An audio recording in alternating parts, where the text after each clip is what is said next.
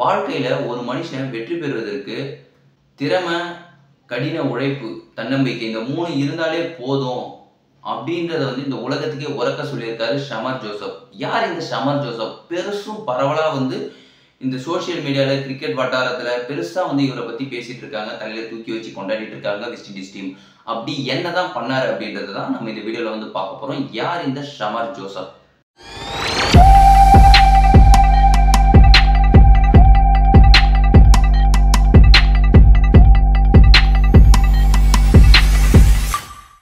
Hi hello everyone, நான் உங்கள் குணாமூர்த்தி.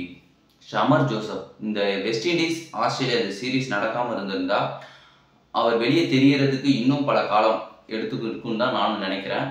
ஏன்னா ஃபர்ஸ்ட் டெஸ்ட்டில் வெஸ்ட் இண்டீஸ் தோத்துட்டாங்க. கிட்டத்தட்ட இவங்க வெஸ்ட் இண்டீஸ் டீமை பற்றி ஒரு 10 இயர்ஸ் பின்னாடி போனால் தான் நமக்கு ஞாபகம் இருக்கும். அவங்க அப்படிப்பட்ட டீம். கேரன் பொல்லார்ட், சந்தர்பால், அப்படி ஒரு டெஸ்ட் டீம் எல்லாருமே நிறைய பேர் இருந்தாங்க. டெஸ்ட் பிளேயர் பிளேன் லாரா அவங்களாம் இருக்கும்போது மற்ற கிரிக்கெட் டீம் எல்லாமே நடுக்கும். பட் ஆனால் இப்போ இருக்க ஒரு சில லாஸ்ட் 5 இயர்ஸாக அந்த டீம் சரியில்லை, பிளேயர்ஸ் அந்த அளவுக்கு நல்லா விளையாடுறது இல்லை அப்படின்ற ஒரு குற்றச்சாட்டுலாம் எழுதிட்டு இருந்தது. வெஸ்ட் இண்டீஸ் டீமா அது லாஸ்ட் வேர்ல்டு கப்லேயே கலந்துக்கல அப்படின்ற ஒரு தாட்லாம் போய்கிட்டு இருந்தது. பட் அது எல்லாம் கிடையாது, நாங்கள் திரும்பி வருவோம் அப்படின்ற விஷயத்த உரக்க சொல்லியிருக்காங்க வெஸ்ட் இண்டீஸ் டீம். அது மட்டும் இல்லாமல் சிறப்பான ஒரு வீரர் வெளியே வந்திருக்காரு. அது யாருன்னா ஷமர் ஜோசப். இந்த second test West Indies versus Australia காபால நடந்தது. இந்த காபா ஸ்டேடியம்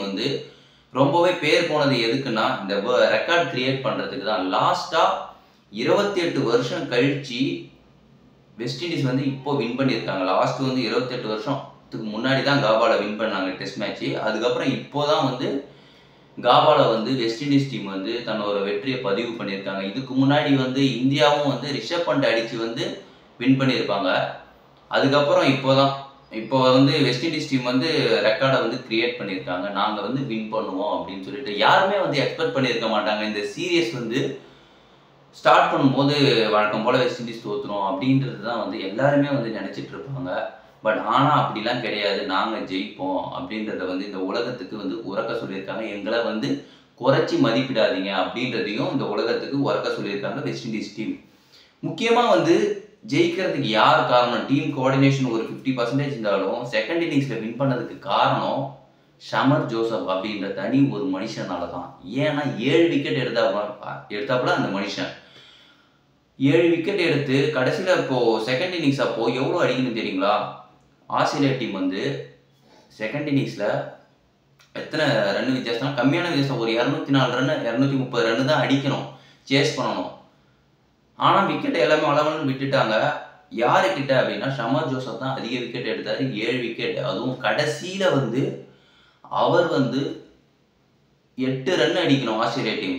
அந்த 8 ரன்னை டிஃபைன் பண்ணி ஈஸியாக விக்கெட் எடுத்து ஸ்டேடியம் ஃபுல்லாக வளம் வந்த காட்சி எல்லாமே சமூக வலைத்தளத்தில் ரொம்பவே அதிகமாக போய்கிட்டு இருக்கு.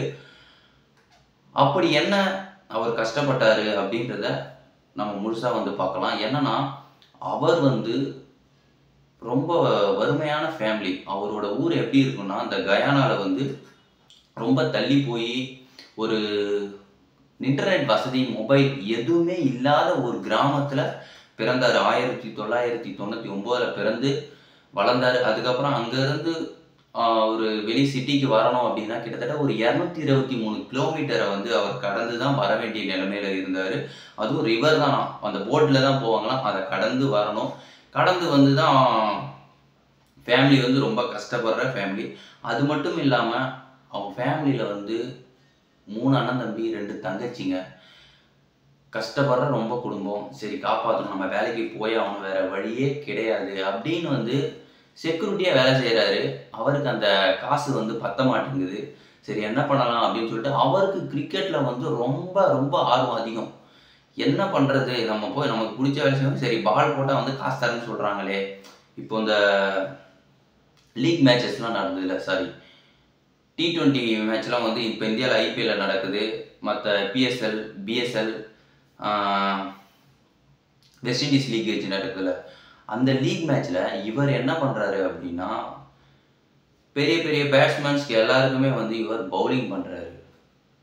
பவுலிங் பண்ணால் ஒரு 2 மணி நேரம் பவுலிங் பண்ணால் 3 மணி நேரம் பவுலிங் பண்ணால் பைசா தருவாங்க அப்படின்ற ஒரு காரணத்துக்காக இவர் போய் வந்து பவுலிங் பண்ணுறாரு. அது மட்டும் இல்லாமல் கிரிக்கெட்லேயும் இவருக்கு ஆர்வம் பவுலிங் போட. அதனால் இவர் போய் பவுலிங் போட்டுட்ருக்காரு. அதை வந்து ஒரு மனுஷன் பார்க்குறாப்புல நம்ம தமிழ்நாட்டில் வந்து ஒரு இப்போ ஏலம் எடுப்பாங்கள்ல, ஏலம் எடுக்கும்போது ஒரு டீமில் வந்து ஒரு கிரிக்கெட்டர்ஸ் இப்போ கிரிக்கெட் அனலிஸ்ட் இருப்பாங்கள்ல, அவங்க பிரசன்னான்னு ஒருத்தர் இருக்கார். அவரோட கண்ணில் இவர் தென்படுறாரு. தென்படும்போது தம்பி என்னப்பா பண்ணுற அப்படின்னு, நான் நெட் பவுலராக இருக்கேன் இங்கே அப்படின்னு சொல்லிட்டு அவரோட பவுலிங் ஸ்டைல் எல்லாத்தையுமே வந்து பார்த்துட்டு கூப்பிட்டு கேட்டோடனே ஷமர் ஜோசப்கிட்ட கேட்குறாரு, நீ என்னப்பா பண்ணுற அப்படின்னு கேட்டதுக்கு, நான் இங்கே நெட் பவுலராக தான் இருக்கேன் அப்படின்னு சொல்கிறாரு. நான் டைம் ஆச்சு, நான் இப்போ கிளம்பணும்.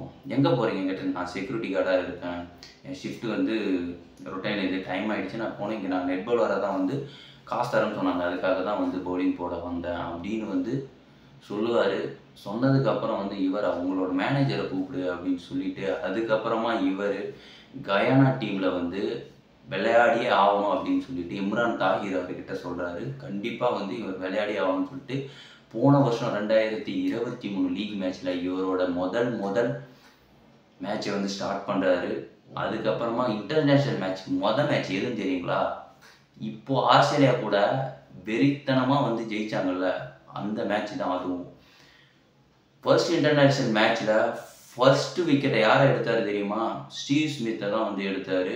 அதுவும் அவர் 12 ரன்னில் அடிச்சுட்டு இருந்திருக்கும்போது ஸ்டீவ் ஸ்மித்தை எடுத்தார். ஃபர்ஸ்ட் டெபியூட்டன்ட் கேரியர்லேயே வெஸ்ட் இண்டீஸில் எந்த ஒரு பவுலரும் சாதிக்காத ஒரு சாதனையை வந்து சாதனை பண்ண மனுஷன் தான் ஷமர் ஜோசப். அதுவும் 5 விக்கெட் எடுத்தார். டெபியூட்டன்ட் மேட்ச்சில் யாருமே வந்து வெஸ்ட் இண்டீஸில் எடுக்கவே இல்லை. அதுவும் ஆஸ்திரேலியாவுக்கு எதிராக யாருமே வந்து 5 விக்கெட் எடுக்கலை. இவர் வந்து டெபியூட் மேட்சிலேயே வந்து எதிரணியை கலங்கடிச்சது மட்டும் இல்லாமல் தன்னோட பேரையே இந்த உலகத்திற்கே தெரிய வச்சிருக்காரு ஷமர் ஜோசப். தன்னோட வெற்றிக்கு வந்து எதுவுமே வந்து தடை கிடையாது. எனக்கு திறமை, தன்னம்பிக்கை, கடின உழைப்பு இது இருந்தாலே போதும் நம்மளோட வெற்றிக்கு அப்படின்றத இந்த உலகத்திற்கு உறக்க சொல்லியிருக்காரு. இந்த ஷமர் ஜோசப்பை பற்றி நீங்கள் என்ன நினைக்கிறீங்க அப்படின்றத கமெண்ட்டில் சொல்லுங்கள். நீங்கள் இந்த மாதிரி வீடியோஸை வந்து தெரிஞ்சுக்கணும், பார்க்கணும் அப்படின்னா நம்ம சேனலை வந்து உடனே சப்ஸ்கிரைப் பண்ணுங்கள். முக்கியமாக பெல் பட்டனை ப்ரெஸ் பண்ண மறந்துடாதீங்க. அப்போ தான் வந்து நான் போடுற வீடியோஸ் வந்து உங்களுக்கு உடனுக்குடன் நோட்டிஃபிகேஷனில் வரும். மீண்டும் நம்ம இன்னொரு வீடியோவில் சந்திப்போம். பாய்.